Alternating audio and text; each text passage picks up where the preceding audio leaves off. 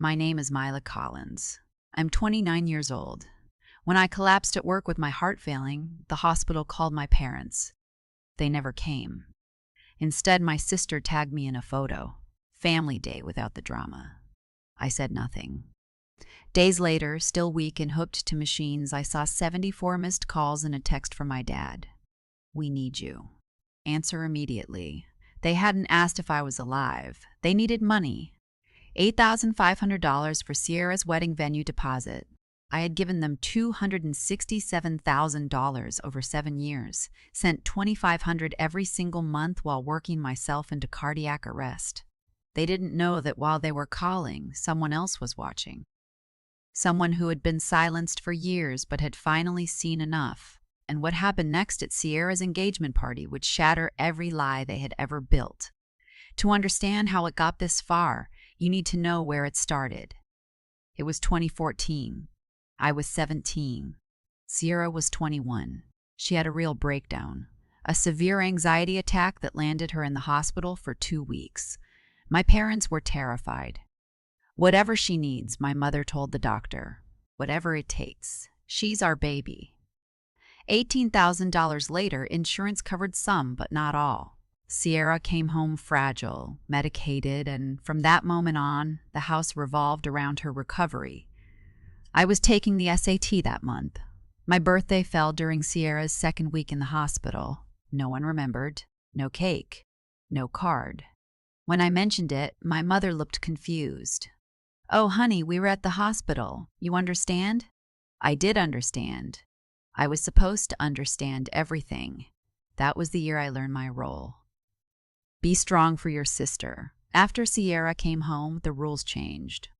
Don't stress Sierra. Don't ask her to do chores. Don't mention college applications around her. It might trigger something. My father pulled me aside one night. "Maya, you're the strong one. Sierra needs us right now." I nodded. What else was I supposed to do? So I did the dishes. I did the laundry. I filled out my college applications alone at the kitchen table at midnight because Sierra needed the living room quiet. Sierra got private therapy twice a week, $200 a session, $1,600 a month. Meanwhile, I got a part-time job at a grocery store to pay for my own college prep books. I started noticing things. Sierra would claim she was too anxious to help with dinner, but she'd go to the mall with friends that same afternoon. She'd say she couldn't handle family gatherings, but her Instagram showed her at parties. I didn't say anything. I was 17. What did I know about mental health? I told myself she was healing in her own way. I got into the University of Minnesota on a partial scholarship nursing program. I took out loans for the rest. Every holiday, every break, every summer, I came home. And every time my mother greeted me the same way. "Thank God you're home. Sierra had a rough week. She needs you." Not "how are your classes?" Not "how are you?" Just "Sierra needs you." I started sending money home my sophomore year, $300 a month. My mother said it was for therapy. The costs kept going up. I worked 20 hours a week at a campus cafe while taking 18 credit hours. I lived on ramen and vending machine snacks. Sierra was 25 by the time I graduated. Still living at home, still not working, still in recovery. I walked across that graduation stage alone. My parents hadn't come. Sierra had a panic attack that morning. My mother explained over the phone, "We can't leave her alone, you understand?" I did. I always understood. June 2019. I was 22 years old. I got hired as a registered nurse at a pediatric clinic in Minneapolis. My first paycheck, $3,600 after taxes. I called my mother, excited. "Mom, I got the job. I start Monday." "That's nice, honey. Listen, can you send some money this month?" Sierra's therapist raised her rates. I did the math in my head and sent $1,200. "Can you make it 15? My mother asked. "Sierra really needs this." I ate instant noodles for dinner that month and the next and the next. By the end of the year, I was sending $1,500 a month like clockwork. My mother never said thank you. It was just expected. I told myself it was temporary, that once Sierra got better, things would balance out. But better never came because she didn't need to get better. She just needed me to keep paying. Then COVID hit and everything got worse. Families couldn't afford care. Kids were getting sicker. We were drowning in patients and desperately short-staffed. I started working 60, 70 hours a week. Overtime pay kicked in. My salary jumped to $65,000 a year. My mother found out. "Since you're making more now," she said casually, like she was asking me to pass the salt, "can you bump it up? Sierra is struggling with the pandemic." May 2020, I sent $2,500. By December, $3,000. Sierra needed a new laptop for online therapy. Total for 2020 alone, $25,200.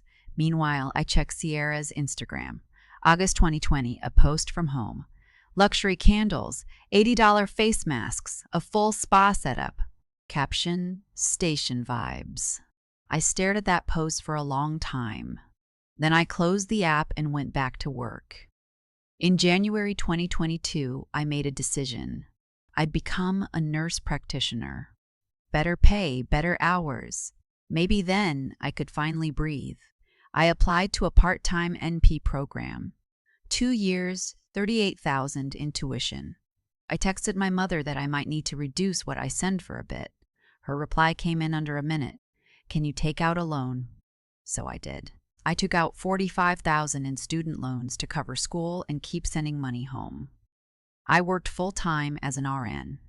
Went to class at night, studied on weekends. I was running on 80 hours a week between my job and school. I slept 4, maybe 5 hours a night. May 2022, I opened Instagram. Sierra had posted from Bali. White sand, turquoise water, her holding a coconut. Caption, "Finally prioritizing my mental health." I texted my mother. I thought Sierra couldn't afford to travel. Her response, "Her friends paid for her, don't be jealous." May 2024. I graduated with my nurse practitioner license. My salary jumped to $92,000 a year. I called my parents to share the news. My father answered, "Congratulations, sweetheart. Listen, Sierra needs a root canal. $3,200 therapy costs went up again. Can you make it $2,500 a month starting now?" $2,500 a month. My rent was $1,400. Student loans were $850. That left $750 for everything else. "Okay," I said. Because what else was I supposed to say? February 2026. The clinic was critically short-staffed. 3 nurses had quit.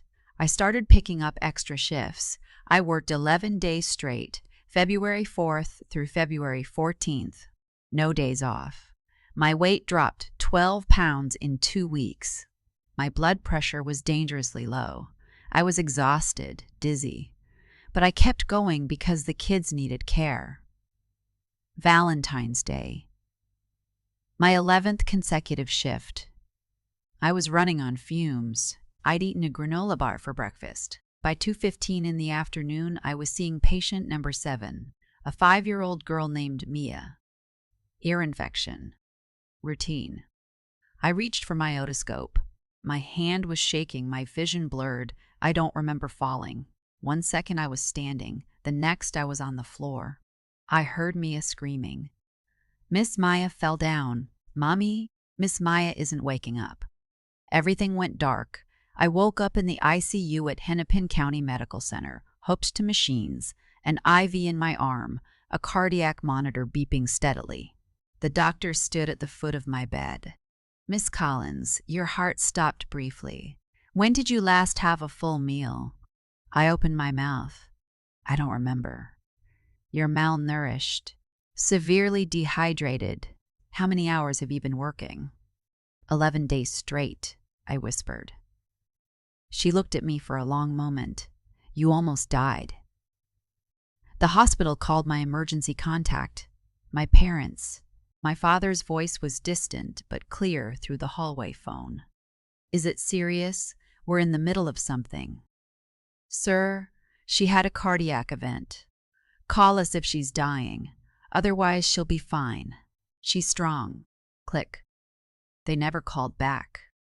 There was a backup contact in my file. My grandfather, Harold. He arrived at 5:30, shaking and scared. Maya, oh my God, what happened? He sat beside my bed and took my hand. My colleague Emma, who had worked beside me for 6 years, came in after her shift. She worked 11 days straight, Emma told him quietly. No breaks. She collapsed mid-shift. We've been worried about her for months. My grandfather looked at Emma, then at me. Where are her parents? They were notified, Emma said. They chose not to come. The room went very quiet. My grandfather called my parents that night. My mother's voice came through the phone. Dad, she'll be fine. She's always been the strong one. We'll visit tomorrow.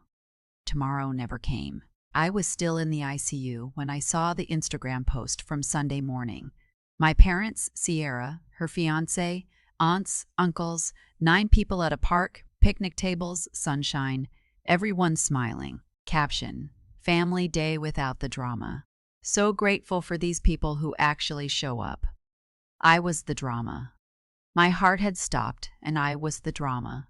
I had 74 missed calls, 31 from Mom, 23 from Dad, 20 from Sierra, all between Friday night and Sunday morning. Not one message asking if I was alive. Voicemail 14, Mom, Saturday afternoon. Fine, don't answer, but your sister's wedding is on the line. The last text was from my father. We need you. Answer immediately. Sierra's venue requires an $8,500 deposit by Monday or we lose it. This is her day. Don't ruin it. Not, are you alive? Not, we're sorry we didn't come. Just send the money now. My grandfather looked at the phone in silence. They called you 74 times, he said slowly. For money. Yes, I said. I didn't cry, I just felt empty. My grandfather had been kept away from me for 5 years. My parents told him I was too busy. New job, grad school. They gave him a new phone in 2020 and told him his old one was broken. They had blocked my number. He'd been waiting for me to call and I'd been waiting for him. And they had threatened him too. If he interfered, they'd put him in a nursing home. He'd been terrified and silent. But not anymore. We had 6 days before Sierra's engagement party. We spent them building the case. 84 Venmo transactions, wire transfers, 16 forged therapy invoices. Sierra's therapist confirmed she'd stopped attending sessions in June 2023, but kept sending me fake invoices for a year and a half totaling $38,000. Car insurance, she pocketed after canceling the policy, $11,000. 23 Instagram travel posts from Bali, Paris, Turks, and Caicos, estimated at $85,000 in total. Emma helped compile a HIPAA-compliant summary of my hospital records.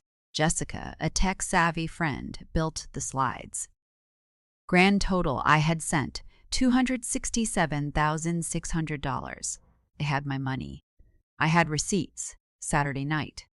The Sage rooftop venue, downtown Minneapolis, string lights, white roses, a champagne bar. 62 guests dressed up and smiling.